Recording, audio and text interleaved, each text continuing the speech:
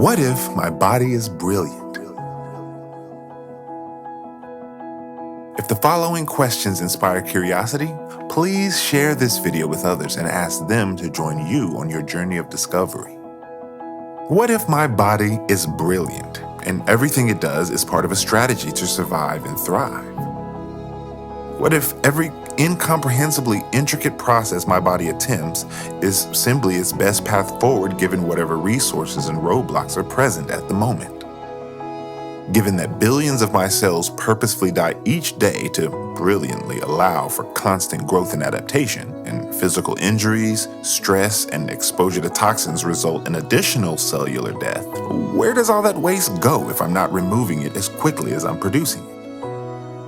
What happens inside my body when it holds too much waste for longer than it should? Does this stagnant swamp of waste damage neighboring healthy tissue, producing a snowball effect of more and more cellular death as waste continues to pile up? What strategies might my body use to get out of this vicious cycle? What if my body recognizes only natural substances and gets confused by synthetic or highly processed things commonly consumed and absorbed, such as artificial flavors and colors, vegetable and seed oils, and microplastics? How does my body deal with these substances when they too are part of the swamp? Given that bacteria in my gut are critically important to the process of breaking down the dead cells of food that I consume, and bacteria have been discovered throughout all parts of a healthy human body, might bacteria also be helpful in breaking down my own dead cell waste as well? What if the concept of good bacteria and bad bacteria is fundamentally wrong? What if all bacteria are simply organisms designed to do one job, eat dead tissue, breaking it into smaller parts which can more readily be eliminated and returned to the earth as part of the circle of life? Given that bacteria produce their own waste in the process of metabolizing dead cells, what if bacteria are only problematic for my body when they produce too much waste as a result of being given a buffet of dead substances to consume? What if bacteria and other microbes are the convenient scapegoat for the true underlying problem, excessive cell death, as caused by a variety of factors? Metaphorically, what if bacteria don't cause the fire, but instead proliferate as nature's attempt to put the fire out? What strategies might my body use to remove the combination of dead cell debris, microbial waste, and synthetic substances if I'm burdened with too many of them all at once? What if I'm not adequately hydrating and my bowel movements are infrequent? What if I'm not exercising enough to sweat out wastes? What are the next steps my brilliant body might take to clean the swamp? What if diarrhea and vomiting are strategies my body uses to remove wastes? What if excessive phlegm and a runny nose is another? What if the symptoms we commonly refer to as being, quote, sick are actually just the necessary steps of healing? What if taking medications designed to end the symptoms of sickness actually prevents my body from healing? What if antibiotics kill my bacteria, which stops them from breaking down unwanted substances, which in turn terminates my natural cleansing process? If my body is unable to remove excess waste via these, albeit unpleasant, symptoms, does it have no choice but to store them deeper? If symptoms aren't the problem, but instead are the solution to something which previously occurred, what if all of modern medicine's efforts are misguided? What if the dramatic increase in chronic ailments over the last century is at least partially due to advancements in suppressing short-term symptoms? If my body is perpetually pushing waste deeper, am I simply trading acute diseases for chronic ones, creating more severe outcomes as I kick the proverbial can further down the road? What if the concept of specific diseases is wrong? What if the root cause of all disease is the same, but the symptoms are different depending on an impossibly nuanced history of the individual? Does this explain how positive results have been observed when treating many types of supposedly distinct diseases with simple water fasting protocols?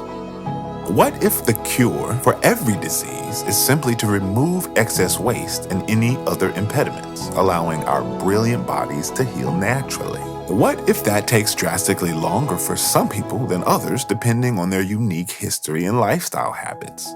With so many variables, how could this idea ever be proven or disproven via clinical trials? What if my mind is the most powerful part of my body and yet another variable? As frequently demonstrated by placebo-controlled studies, thoughts are capable of producing physiological effects. What happens to my body if I'm constantly thinking negative thoughts and harboring unprocessed negative emotions? What if my body is designed to make my actions align with my beliefs? Does this explain how hypochondriacs who believe they will fall victim to disease can experience measurable symptoms? What if I believe that the symptoms I'm suffering from are incurable? Can I actually prevent myself from completing the healing process? Can I only truly be healthy when my mind allows it? By what mechanism does a thought generate a material result? For example, how does the mere observation of a stressful event cause my body to produce a stress hormone? Where do the electrical fields generated by my body fit into this equation? What does the constant bombardment of non-native electromagnetic fields do to my body's natural electrical balance? How does my body react to a full day immersed in, for example, a Wi-Fi network? Can these disharmonious frequencies disrupt my natural processes? Can this be a cofactor in the creation of disease symptoms? Given the complex electrical nature of all living organisms and the evidence that frequency-based communication occurs between cells within my body, might immaterial communication between multiple bodies be possible? Could frequencies coming into harmony with one another explain the phenomenon of menstrual cycle syncing? Shouldn't I expect that many other things are being energetically communicated between living organisms as well? If my body eliminates waste as part of its solution to an underlying problem, and this process resembles a cold or flu, is it possible that I'm capable of energetically communicating this helpful strategy with other people? When they too begin presenting the same detoxification symptoms, wouldn't this appear exactly the same as what we currently call an infectious disease?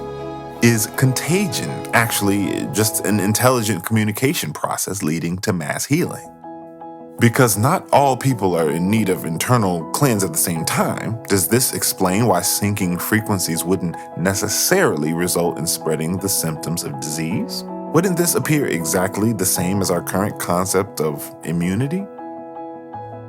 Because there are relatively few ways for my body to eliminate waste, can the differences in severity between various respiratory ailments, referred to as colds, flus, bronchitis, pneumonia, etc., be explained simply by differences in the amount of waste needing to be removed and how capable I am at completing this process without complications? Given that virologists have never been able to find supposedly infectious virus particles in fluids taken from an ill person, only showing debris of unknown origin claimed to be viruses at the end stages of a laboratory process involving multiple inputs including toxic substances, is it possible that our current concept of a virus is just a story we never outgrew, originating from an inability to explain the phenomenon of contagion? Given the various experiments from the early 1900s which failed to spread supposedly contagious diseases from one person to another, what if the simple answer to these failures is that they were working with the wrong foundational hypothesis? And because these studies failed at proving their hypothesis, shouldn't alternative hypotheses have been thoroughly investigated over the last 100 years? What if many doctors and scientists over the last century actually have done this work, recognizing the logical errors at the foundation of modern medicine? What if, to the detriment of their careers, they've written many books and papers explaining how humanity has been misled? Would I have heard about these people if my only source of health information came from school textbooks and advertiser-funded news? And even if I had heard of them, would I have dismissed them as quacks because their ideas strayed from the norm? What if the foundational principles of modern medicine have already been proven wrong? Given the trillions of dollars wrapped up in pharmaceuticals, hospital systems, medical research, and insurance conglomerates, would this knowledge be suppressed? Is the entire paradigm too big to fail? Do the economic implications become so overwhelming that many are afraid to even entertain the notion of changing course? What if well-intentioned professionals in various fields of healthcare asked themselves all of these questions? What if they concluded that their careers were based on a series of incorrect assumptions presented as indisputable facts during their formal education and training? Could they overcome this crisis of identity, coupled with the guilt from unwittingly leading patients in the wrong direction for years or decades? Could they brave the financial ramifications of no longer practicing within the same broken system?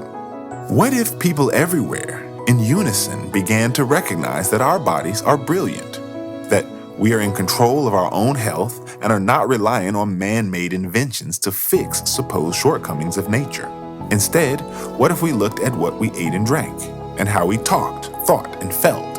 What if we demanded that every dollar currently allocated to disease treatments was instead spent on cleaning our air, soil, and water? What if we focused on removing any impediments standing in the way of how nature intended for our bodies to work? What if we were no longer afraid of symptomatic people, and instead embraced them? What if the only bug we can spread is a communication strategy intended to resolve an underlying issue? What if we said thank you when we began experiencing the symptoms of disease, recognizing them instead as signs of healing? What if my body is brilliant, and yours is too? What would the world look like if we all realized this together?